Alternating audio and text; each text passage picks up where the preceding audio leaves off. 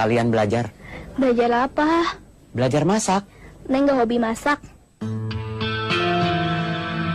Neng, Apa? Bapak lagi ngomong. Coba kamu lihat ke Bapak. Belajar masak buat perempuan itu bukan soal hobi. Itu keharusan. Nanti kalau kamu sudah dewasa, kamu punya rumah tangga, punya suami, punya anak, siapa yang masak? Pembantu. Kamu sudah yakin hidup kamu seperti apa di masa depan? Yakin jadi orang yang mampu bayar pembantu?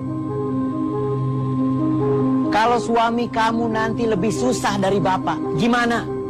Kalau suami kamu nanti lebih bodoh dari bapak, gimana? Terus kalau kamu sendiri juga nggak bisa apa-apa, gimana?